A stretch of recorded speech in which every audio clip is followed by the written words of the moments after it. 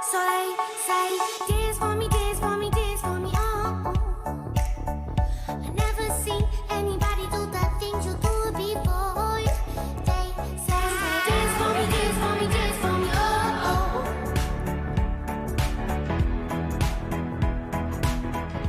Il y a une bonne humeur générale sur le plateau ce matin. Je pense qu'on va passer un bon moment ensemble. Notre invité dans la Maison des Formidables ce matin est un dessinateur de presse. C'est aussi un dessinateur de Charles de Carnaval. Il nous vient de Cabris, dans les Alpes-Maritimes. Il est connu en France, mais aussi en Asie, en Chine, au Japon. Voici le dessinateur Christian. Bonjour Christian. On est ravis. Comment ça va ? Très bien, merci pour cet accueil. Eh ben, triomphal, et c'est bien normal. Comment ça va Christian ?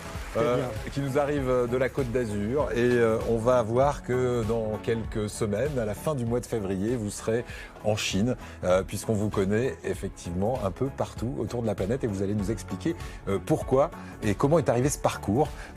Parcours d'enfant qui a un peu souffert d'ailleurs, on verra, hein, d'une maladie, on en parlera tout à l'heure, et qui vous a forgé ce caractère et peut-être cette envie de réussir dans ce qui vous plaisait, le dessin. Mais juste avant, je vous présente ceux qui vous entourent ce matin. Alors il est tout d'abord notre historien Tom Aubry. Comment ça va Tom ? Ça va super. Avec son Instagram Nice Historique que je vous conseille d'aller voir si vous êtes curieux de l'histoire de notre région. Aujourd'hui, vous nous parlez de qui ? Aujourd'hui, je vais vous raconter l'histoire d'un grand philosophe et de son voyage dans le sud de la France. Eh ben parfait. Et puis Clément Fraise, la même équipe qu'hier, on garde les mêmes. Clément, vous allez bluffer notre invité avec un tour de cartes ? Non, je me suis dit que j'allais bluffer aujourd'hui mon collègue Tom, D'accord. qui hier s'est dit, ce serait cool que tu essaies sur moi. D'accord.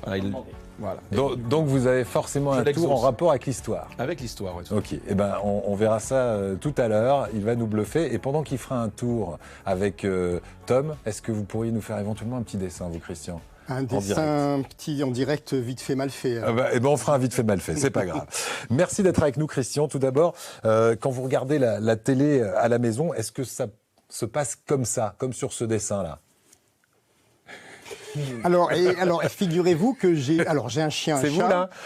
Il y avait un peu de ça, c'est évidemment une caricature, mais j'avais un bulldog anglais, aujourd'hui c'est un berger suisse que j'ai, et puis un chat, et c'est vrai qu'il s'installait un petit peu où il le voulait. Voilà, d'accord. Donc, de toute façon, on n'est pas le maître à la maison. À partir du moment où on a un chat, alors un chien, je ne sais pas, mais un chat, on est vraiment le valet du chat, hein, généralement. Alors, Christian, dessinateur depuis l'âge de 16 ans, c'est ce qu'on va voir en découvrant votre parcours. Vous allez tout nous raconter. Mais juste avant, pour que vous cerniez mieux, vous qui nous regardez, le parcours en express de notre invité, voici son CV express, lui aussi. Et vous allez voir que notre invité ne chôme pas. C'est du genre plutôt hyperactif, Christian. Regardez. Dessinateur officiel du Festival de Cannes durant 6 ans, il sera aussi sculpteur pour la Coupe du Monde 98 ou créateur de la stèle de Coluche. Mais surtout, imagier du carnaval de Nice. 60 de ses dessins ont donné vie à des chars, dont 2 rois. Tu es le premier artiste extérieur au monde du carnaval qui a fait le premier char sur le roi en 2002 et quand on est passé à l'euro. Il nous a fait un vieux, hein. Il nous a fait un petit vieux quand même. Parce que c'était le roi des Francs, c'était un vieux roi, il finissait son règne, tu vois, il perdait son royaume. Ce qui est extraordinaire, c'est que Christian a gardé son style, mais avec les carnavaliers, ils ont su l'adapter. Et finalement, Christian fait partie de la famille du carnaval, des grands créateurs de carnaval. Une autre vitrine qui lui permet également d'exposer son travail au Japon, en Chine ou en Colombie. Et s'il a déjà édité des recueils de dessins, il espère en sortir un autre prochainement, consacré à ceux du carnaval, en vue d'une diffusion internationale. Alors, on va reprendre. Dessinateur de presse, dessinateur de chars de carnaval, dessinateur officiel du Festival de Cannes, dessinateur qui voyage aussi dans le monde entier. Prochain voyage, ce sera quand ? À la fin du mois, je vais à Shanghai où j'ai une très belle expo qui va durer 2 mois. Très belle. Je ne parle pas de mon exposition, mais du lieu à la Nobei Library. C'est magnifique. Ouais. Et voilà, je suis très content de cette exposition à Shanghai. Voilà. Et puis Shanghai, ce sera de février à mai. Et au mois de mai, hop, vous repartez cette fois direction la Colombie pour une tournée d'expo. C'est ça. Dans les Alliances françaises, j'avais déjà exposé en 2008 avec Annie Sidro qu'on vient de voir à l'écran d'ailleurs. La spécialiste du carnaval. Nous y étions ensemble. Et là, je retourne dans les Alliances françaises et je vais faire une tournée en Colombie des Alliances avec des ateliers, des expos, etc. Alors, quand vous êtes là-bas, vous vous dites, c'est ma meilleure vie, c'est-à-dire que tout ce que vous faites aujourd'hui, vous l'avez rêvé quand vous aviez 4-5 ans. Le dessin, ça remonte à la petite enfance chez vous? Ça remonte à la petite enfance, mais tous les jours, quand je me réveille, je ne me dis pas je vais au boulot. Tous les jours, je suis vraiment heureux de cette vie. Et oui, quand on fait un métier qui est notre passion, c'est magique et c'est super. Et cette passion pour le dessin, vous l'avez développée, grâce à ça, vous m'avez dit, ça c'est l'Almanach Vermo, c'est là-dedans que j'ai eu le déclic.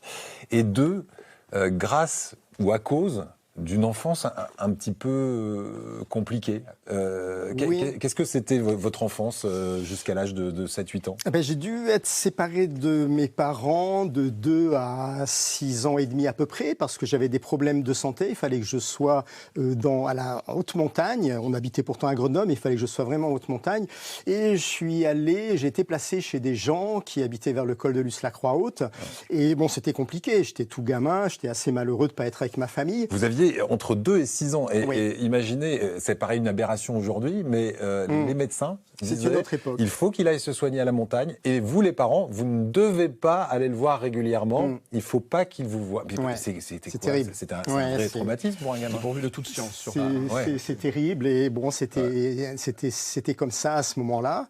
Et dans ma chambre, chez les gens qui me gardaient, il y avait des almanachs Vermo que vous venez de montrer à l'instant. C'est ça. Alors donc au début, je ne sais pas, parce que j'ai 2 ans, 3 ans, est-ce que je comprends vraiment les dessins? Il y a des dessins d'humour dedans, pas des dessins d'actu, des dessins d'humour. Mais très vite, je me mets à me passionner et puis à recopier après un peu ces dessins et puis à en créer moi-même. Et je me suis réfugié en fait en quelque sorte dans le dessin. Voilà. Qu'est-ce qu'il a dans la tête, le petit garçon qu'on voit là en photo? Alors là, c'est après. Là, je suis souriant. Hein. Là, j'ai rejoint ma famille. Vous avez rejoint la famille. Voilà, j'ai rejoint ma famille, j'ai repris ma vie avec ma sœur et mes parents, et donc là, tout va bien. Mais alors, juste, je fais la parenthèse, mais quand vous rentrez chez vos parents, entre 2 et 6 ans, vous ne les voyez pratiquement pas. Quand vous rentrez chez vos parents, vous ne les reconnaissez pratiquement pas. Vous dites bonjour monsieur, bonjour madame. C'est ça, oui, parce que j'ai passé la dernière année où je les ai absolument pas vus, et effectivement, je leur dis monsieur et madame, mais juste là derrière, il y a les vacances d'été, et puis on renoue, etc., bien sûr. On reconnaît. Et je reprends une vie, disons, normale en quelque sorte. Sauf que, vous allez vous réfugier quand même encore un peu plus dans les dessins, parce que comme vous avez eu ce moment où vous étiez un peu éloigné des parents, etc., quand vous retournez vers un système scolaire un peu normal, qu'est-ce qui se passe? Vous intégrez pas bien. Voilà, ça se passe pas bien, et puis donc tout ce qui devient obligatoire est compliqué pour moi, puisque pendant ma petite enfance, j'ai vécu par obligation tout ça. Donc à l'école, ça se passe pas bien. Je suis pas un enfant terrible, hein, mais je suis au fond de la classe et je dessine. Je dessine mes copains, je dessine mes copines, je dessine les profs. Et voilà, je reste dans ce milieu du dessin. Voilà, les résultats ne suivent pas, donc vous décidez d'arrêter. Vous avez 16 ans et vous arrêtez le lycée. Oui. Direction la maison de vos grands-parents. Vos grands-parents ne sont plus là. Ils sont plus là, ils ont disparu déjà. Ils ont disparu et vous allez vous retrouver tout seul à 16 ans dans cette maison de Cabris. Vous qui arrivez de Grenoble, Cabris, dans l'arrière-pays grassois, qu'est-ce qu'on fait à 16 ans tout seul dans la maison de ses grands-parents? C'était un endroit où j'avais, dès ma petite enfance, eu l'envie de vivre. Et c'est aussi une chose qui s'est produite, puisque j'y vis toujours. Mais des petits boulots, parce qu'il fallait quand même bien manger. Puis moi, dessinateur de presse, je ne savais pas encore que ça pouvait être un métier. Du moins, je ne me permettais pas de l'imaginer. Et donc, j'ai fait des petits boulots. Et puis, tout en continuant à dessiner. Voilà. Et vous vous dites rapidement, il faut que j'aille montrer ce que je sais faire à Paris, parce que vous avez une idée, c'est d'aller travailler dans la presse, avec vos dessins, pour la presse. Là, vous allez commencer à décrocher quelques petits boulots? Oui, des petits contrats tout de suite. Le Dauphiné libéré, ma région d'origine, Grenoble. Et puis à Paris, tout de suite, Femme Actuelle qui vient de se créer, quelques rencontres et quelques publications qui ne me permettent pas de vivre, mais de gagner un peu ma vie. Et en tout cas, de montrer mes dessins à d'autres journaux, mes dessins publiés. Et puis, comme il faut bien aussi toujours manger, je fais des petits bouts, je continue dans la restauration, à Cabris, à Grasse, dans les bars, dans la restauration. Et le fait d'être jeune et dessinateur, ça va vous valoir ce titre dans la presse régionale de plus jeune dessinateur de France. Vous l'avez été dans les années 80. Il paraît. Ouais. Il paraît. Et puis à cette époque-là... Professionnel, hein. Oui, j'étais le plus jeune pro. J'ai vraiment été considéré comme pro, oui, quand j'ai eu une vingtaine d'années. Et cet article va être aussi à l'origine de pas mal de rencontres. Au milieu des années 90, on va vous retrouver à FR3 à l'époque. Non, ça s'appelle FR3 Côte d'Azur. Oui, au milieu des années 80. Ouais, je suis rentré à la fin des années 80. Ouais. Ouais. Et ça a été une période magique pour moi parce que j'y suis resté 14 ans. Ouais. J'ai travaillé au journal télévisé, je faisais des dessins d'actu. J'avais une rubrique qui s'appelait La semaine de Christian. Je racontais ce qui s'était passé pendant la semaine. Et ça a été magique parce que vu à la télé pendant aussi longtemps, et puis parce que ça m'assurait un salaire, et du coup ça me permettait aussi d'avoir d'autres collaborations. Le prestige de la télé. Et grâce à votre expérience télé, vous allez devenir le dessinateur officiel pendant plusieurs années du Festival de Cannes. Moi, je veux juste que vous nous expliquiez, parce que c'est quand même assez savoureux. On va faire très vite. La rencontre qui vous a permis de devenir le dessinateur officiel du festival. Je viens de rentrer à Nice Matin et à France 3. Je me dis, le festival de Cannes, grosse manif, il faut que je me fasse remarquer. Je vais avec une table pliante vendre des photocopies devant le palais de mes dessins. À cette époque-là, il y a des gars qui vendent aussi des bijoux, tout ça. Et la police vient me faire dégager. Et le policier me dit, ah, mais j'ai vu vos dessins dans Nice Matin, j'aime bien ce que vous faites, mais je ne peux pas vous laisser là, c'est interdit. Vous devriez demander l'autorisation aux organisateurs du festival. J'écris une lettre que je remets tout de suite au palais. Le lendemain, le secrétaire général m'appelle. Christian, j'aimerais vous voir dans mon bureau. Je ne peux pas vous donner cette autorisation, mais venez. Le lendemain, me voilà viré des marches la veille à l'intérieur du ventre de la bête, dans son bureau. Il est en train d'ajuster son nœud pape et il me dit, venez, suivez-moi parce qu'il y a une projection, je suis à la bourre, etc. Je le suis dans les couloirs. Il rentre dans les toilettes. Je suis un peu inquiet. Ouais. Je suis derrière lui. Il va vers l'urinoir. Il se soulage et il tourne juste la tête et il me dit, ça vous dirait d'être le prochain dessinateur officiel du Festival de Cannes ? Monsieur Bonnet, c'était Pierre Bonnet, oui, pourquoi pas. Et l'aventure a duré 6 ans. Voilà. Et le contrat s'est décidé aux toilettes du Palais des Festivals. Voilà, en 2 secondes. Voilà, c'était juste pour l'anecdote. Vous ne l'oubliez pas, c'est quelqu'un qui vous a inspiré dans votre carrière, c'est Cabu. Qu'est-ce qui vous a inspiré ? Vous l'avez rencontré, vous l'avez connu ? Oui, j'ai connu, on est très peu à faire ce métier, une quarantaine en France, donc on se connaît tous parce qu'on se voit dans les salons. Cabu, quand j'étais gamin, je voyais ses dessins, il m'a inspiré, il m'a appris d'un coup de me retrouver à ses côtés dans les expositions. Ça a été vraiment quelque chose de passionnant et de très prenant, parce que Cabu, c'était d'abord seulement quelqu'un de brillant, de très gentil, et vraiment un très grand dessinateur. Et oui, j'étais avec lui, son épouse, 3 mois avant qu'il soit assassiné à la rédac de Charlie Hebdo. Ces rencontres-là ont vraiment été très, très, très touchantes. Celle avec Tinius aussi, qui a longtemps collaboré aussi au Carnaval de Nice. Et vous ne les oubliez pas, puisque très récemment, le 7 janvier dernier, vous leur avez rendu hommage avec ce dessin qu'on va regarder. On ne peut pas et il ne faut pas les oublier. Ouais. Et on ne les oublie pas. On a une pensée pour eux. Évidemment, c'était le 10e anniversaire en plus cette année. Autre personnalité inspirante, avec quelqu'un qui vous a amené très loin, au sens propre comme au sens figuré. Il s'appelle Guy Foissy. Rappelez-nous qui est Guy Foissy. Guy Foissy est un dramaturge, Grand Prix de l'humour noir, prix Courteline des spectacles, qui est joué à la Comédie Française et dans le monde entier. Et ce monsieur, qui a déjà un certain âge, voit l'article que vous avez montré tout à l'heure, plus jeune dessinateur de France. Il est passionné par le dessin d'humour, de presse. Il me contacte, il m'appelle, et nous ne nous sommes jamais quittés jusqu'à sa disparition à l'âge de 89 ans. En 2021. Et Guy est joué au Japon en permanence, il y a le théâtre qui porte son nom. Il m'amène avec lui au Japon, je ne connais rien au milieu du théâtre, je me mets à faire des décors, des affiches pour ses pièces, et c'est comme ça qu'a commencé cette partie de ma carrière japonaise. Voilà, alors justement, il va vous emmener, c'est pour ça que je disais très loin au sens propre du terme, jusqu'au Japon. Expliquez-nous comment vous êtes devenu l'un des dessinateurs officiels de l'équivalent quand même de Paris Match au Japon. Ça s'appelle comment le Paris Match japonais ? Le Shokan Shinsho. Le Shokan Shinsho. Un hebdo, évidemment, voilà, qu'on trouve partout, chez le dentiste, à la banque, enfin comme ici pour Paris Match. Et eh bien, le directeur, sans que je ne le sache, vient à une de mes expositions, vernissage, et il ne parle pas français ni anglais, et je ne parle pas japonais, du moins pour me permettre de parler avec lui. Et puis, je sais par la galeriste qui m'expose que c'est le directeur de ce magazine et qu'il a envie de de m'engager. Ça ne se fait pas tout de suite, ça va prendre 2 ans, mais je vais rentrer dans ce magazine incroyable, petit Français qui se retrouve dessinateur de ce magazine. Et la collaboration a duré 6 ans, c'était génial, magique.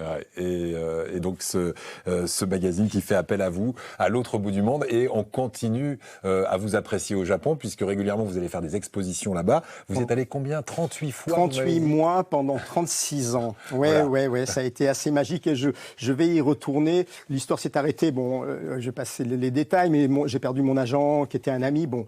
Et donc, en fait, j'ai mis un stop avec le Japon pour quelques années, puis là-dessus s'est présentée la Chine et on en parlera peut-être. Oui, la Chine, grâce notamment à vos dessins de carnaval, et on va y revenir à ces dessins de carnaval qui vous ouvrent les portes du monde entier aujourd'hui. Mais juste avant, on va faire un stop nous aussi, mais avec Tom, et on embarque pour la grande histoire.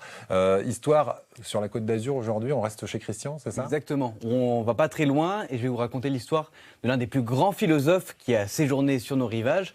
Alors il a un nom compliqué, on dirait qu'on a fait tomber une boîte de Scrabble sur le sol. Friedrich Nietzsche. Et ça coûte très cher au Scrabble, Nietzsche, si on pouvait le... J'en doute pas une minute. Alors peut-être vous ne connaissez pas toute l'œuvre de ce penseur, mais vous avez sûrement déjà entendu l'adage « ce qui ne vous tue pas vous rend plus fort ». Eh bien ça, c'est du Nietzsche.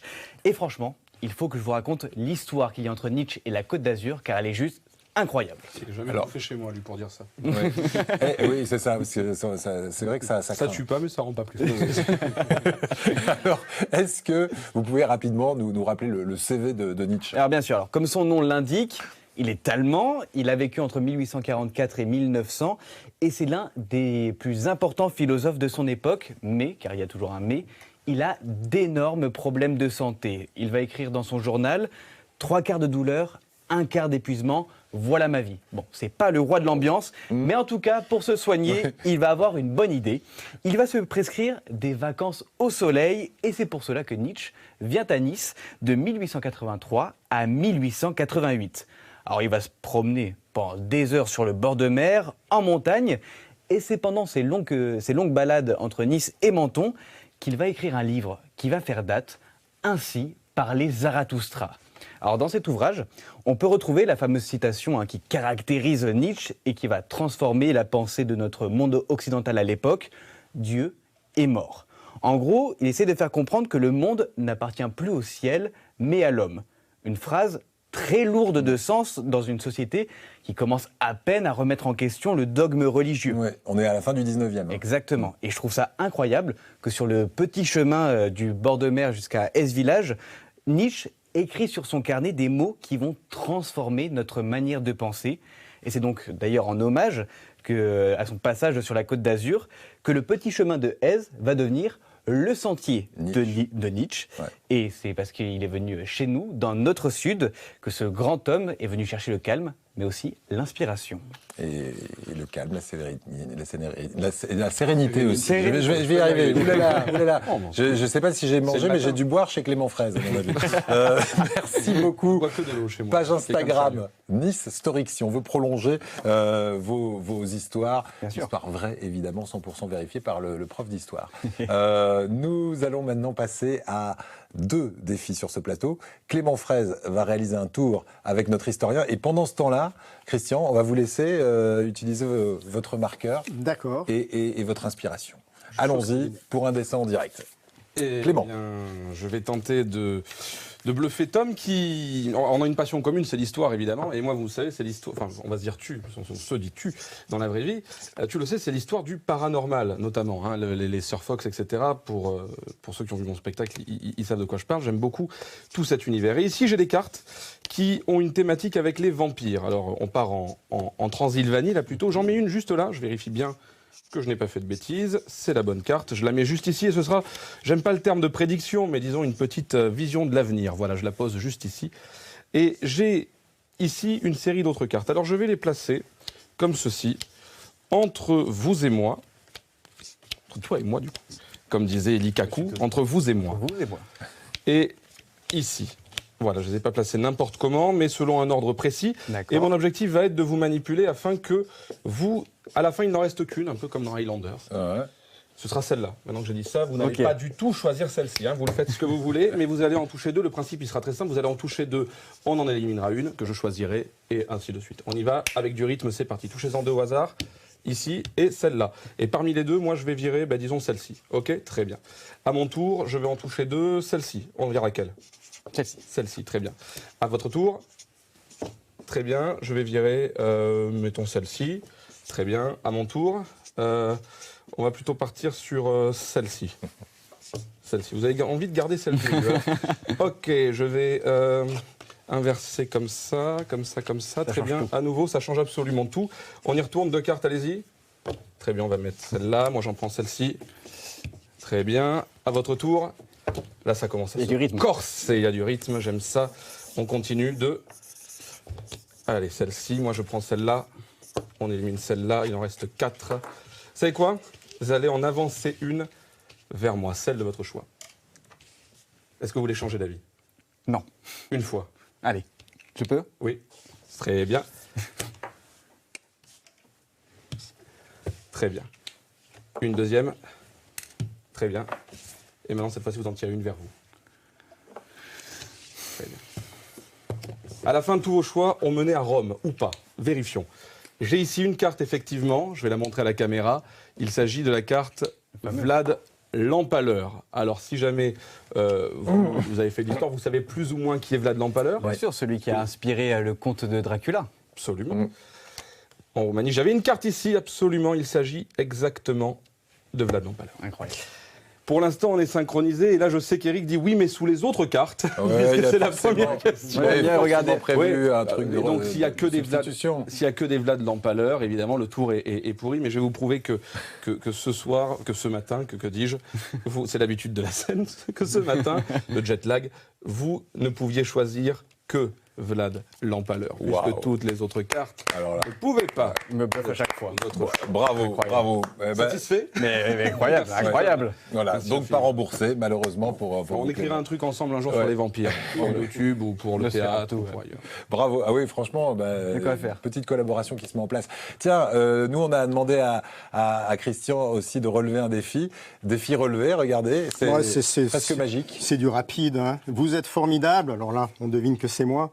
Puisque c'est vous qui le dites. Eh bien, prenez le compliment et prenez-le pour acquis. Christian, le dessinateur de presse, est avec nous, dessinateur également de chars de carnaval. Pendant combien d'années vous avez dessiné des chars pour le carnaval de Nice?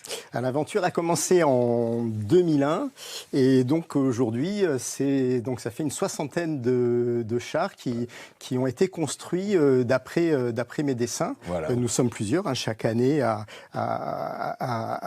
faire ce job-là. On appelle ça imagier et c'est une aventure magique. Ouais. Parce qu'on a un boulot quand même qui est un boulot solitaire et là d'un coup on se retrouve dans une équipe, embarqué dans une aventure extraordinaire. Et oui, parce que quand vous faites un char comme ça, vous êtes forcément obligé de dessiner aussi en pensant à la mécanique qui va aller derrière. C'est ça. À tous ces artisans qui vont devoir mettre en volume le dessin. Sont des vrais artistes, les carnavaliers. Et oui, donc ils vont mettre nous, on va imaginer ça dans un coin de notre tête et puis faire le dessin. Et eux, ils travaillent là-dessus pendant des mois pour arriver à des personnages qui vont... des fois, j'ai eu des rois qui ont fait jusqu'à 16 mètres de haut.